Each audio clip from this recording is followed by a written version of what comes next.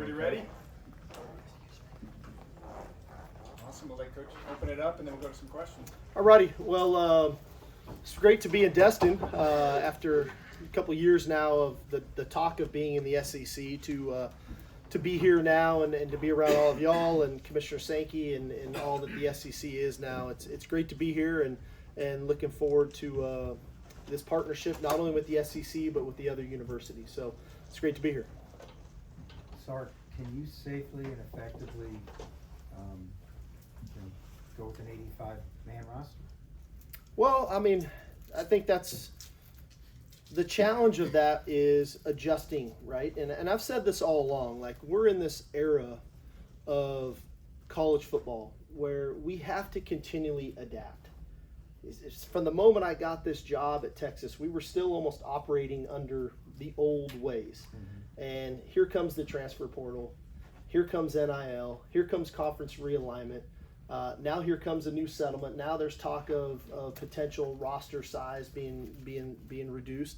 But through it all, you have to adapt, right? And if we don't adapt, we aren't going to be here, right? And so I think at the end, if that's the number, that's the number. We have to adapt, we have to adjust, and we got to figure out the best way to put our players in the best position to have success. Is that the impression you get that that's going to be the result? I don't know yet. We haven't met yet, so I'm not certain. Coach, how much does your NFL background kind of help you in this modern era of college football? It seems like it's just like free agency. It seems like there's like, NIL and all those kind of. How much does that help you where you're at now? I think it's been helpful.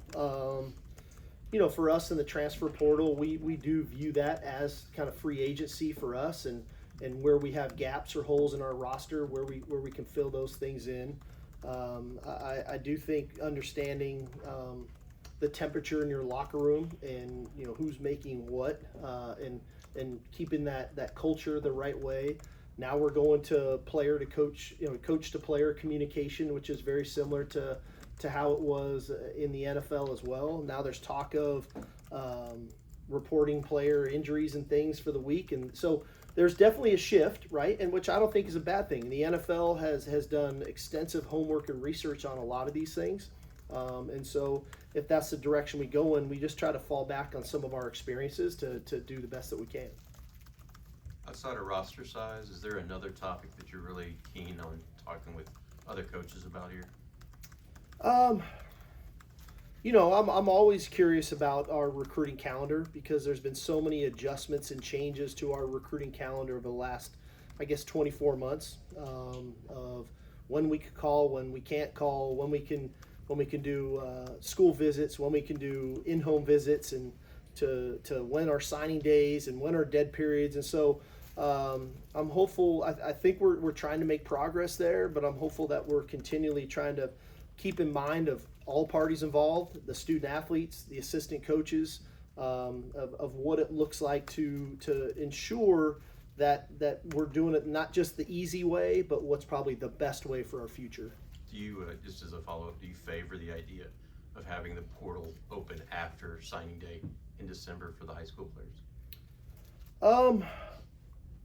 I would prefer that. It's a lot. What I think one thing that I learned for myself a year ago, being a head coach in the college football playoff, I'd been in the playoff before as an assistant, but being a head coach, it definitely got challenging as you're trying to do in-home visits with high school kids in December, but yet you've got players populating the portal at the same time, and we're still trying to go compete for a national championship, and so you're trying to game plan, and we've got our own team that we're trying to work with. And so if we could compartmentalize that a little bit, I think that would be healthy, not only for us as coaches, but I think giving the high school players their opportunity, because I do think a lot of those kids at the end maybe lost scholarships because they thought they were going to a school, but in the end, school A saw a kid get in the portal, they took him instead of the high school kid. So if we can compartmentalize that a little bit, I think it'd be helpful. Steve, is there a way of doing these availability of reports without coaches finding a way to game the system or cheat the system? Fine us. That's what they do in the NFL. I'm a big believer in this. The NFL has figured a lot of this stuff out already. They've already had to live through all of these things that have occurred. So we don't have to try to recreate the wheel so much, right? If I try to game the system and I don't report a guy and so on and so forth, fine us. We all like the money that we make, and so that's a really simple way to get us to adhere to the rules. You know, the administrators were here last year, but does this all make it seem much more real being here now and That's- representing the SEC? It's pretty exciting. We've been out and about all May, and I had a chance to just stop in the office Sunday before I came out, and the SEC logo is getting put down in DKR right now. So it's all happening. It's all becoming a reality, and it's exciting. It really is. This conference is amazing. Like I said, as an assistant, I had some great years here when I was with Alabama and Coach Saban. I love the competitive spirit of the SEC, and I think about that in really three levels. I think about the coaches, I think about the athletes, and I think about the fan bases. There's a real competitive spirit in the SEC, and week in and week out, the challenges that it poses for you, whether it's when you're playing on the road, whether it's game planning against some of the best coaches in our sport, or whether it's competing against some of the best athletes in college football. Great challenges, but that's why we do what we do. Is it going to be weird in there to not see Coach Saban after so long? I've never sat in a meeting with him, so I don't know if it'll be so weird for me. I bet it might be weird for y'all. I don't know, but we'll see. I'm just curious to see if he stayed here the night or did he fly home and fly back? Because I want to know if he and Miss Terry had two bunk beds in their room. I don't know. I wonder if that happened. Coach Sark, how do you think Coach Saban's handling retirement? I mean, he's obviously going to be still involved with the program there. Yeah. Kalen DeBoersman, open door, Yeah. talk to me. It's got to still be a little bit weird for him, but have you had any conversations? I've spoken to him a little bit. I think he's doing great. I thought his analysis for the NFL draft was incredible. I've even I've had a chance to visit with a couple different NFL teams and coaches.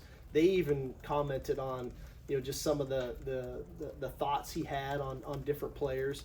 I think he's going to be great on game day in being an ambassador for our sport, and that's something that he did at Alabama as the head coach, and really when he was at LSU, and now he's even got a bigger stage to, I think, again, be an ambassador for college football and do it the right way. Coach, you never really complain about transfer portal. You don't never complain about NIL. Why does those topics not seem to bother you? Well, because I'm a believer in this. Like, change is inevitable, and I think we have to change with change. And my biggest thing is this: as long as we're all playing by the same rules, it just is what it is. And so I try not to spend a lot of time complaining, and I'm more solution oriented than I am point out the problem with it. And so, okay, these are the rules, this is what it is. All right, how do we best navigate through this to put ourselves in the best position to have some success? So you said as long as we all play by the rules. The NCAA hasn't been very good at enforcing its own rules. There's talk now about a new mechanism, a new enforcement Right. staff. What's realistic to expect for a level? Well, the one thing I'll say, and I know the NCAA is one thing, but I think the SEC does a really good job of that. I think Commissioner Sankey does a heck of a job of that, and I think it starts there first. We've got a lot of great coaches in that room that I'm about to go into, and we've got great leadership. Okay, with our athletic directors and Commissioner Sankey and his team, and in the end, whatever they define for us of the umbrella that we're supposed to operate under, they'll start that policing mechanism to make sure that we're all playing by the same rules. And then where the NCAA goes with it and the new way that they're going to get to it, we'll find out what that is. But I think it has to start within our own conference before we can worry too much about it from a national level. What's your historical perspective on the game with A&M and your relationship with Mike Elkin? Yeah, I'm excited. I'll be honest with you. I've been part of some great rivalries in college football, and I know there was so much talk about realignment, and I know realignment looks different for every school, but for us, we gained two rivals back. Right, we're playing Arkansas again, which is great for Texas Longhorn and Longhorn Nation.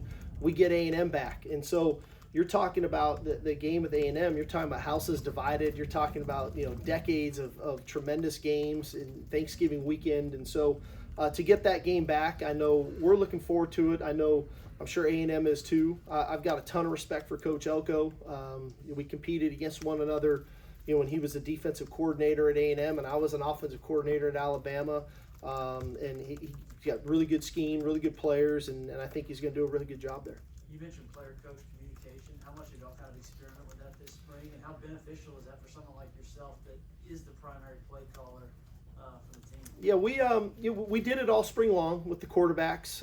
We'll get more into it with our defensive players when we get back. I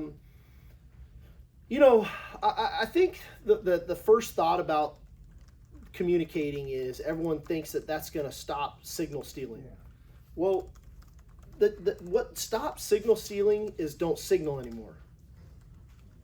Get in the huddle, right? And so that's in the NFL. That's why they use that communication, is because they huddle, they talk to their team, they go to the line of scrimmage, they run the play. There is no signal, and so I just don't think everybody needs to understand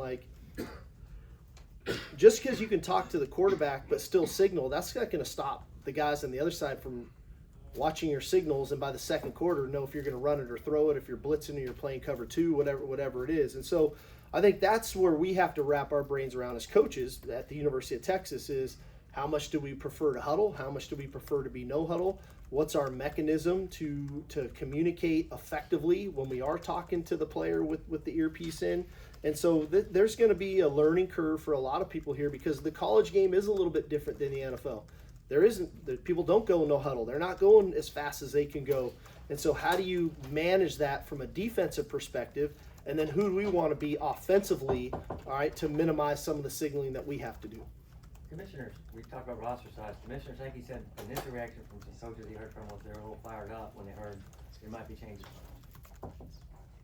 I mean, in your initial reaction, were you fired up or did you just kind of like... Well, I think in the end, we all would like more players, right? And I think for me, my biggest concern about when I initially heard 85 scholarship players and that was going to be our roster limit.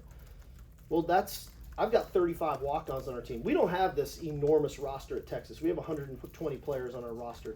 But that's 35 walk-ons. And then what happens to those walk-ons? And what about the stories of all the great walk-ons over time that really shape a lot of what college football is about? My own son is a walk-on on our football team. So those types of things, to me, I'm hopeful we can find a common ground on something that is a reasonable number.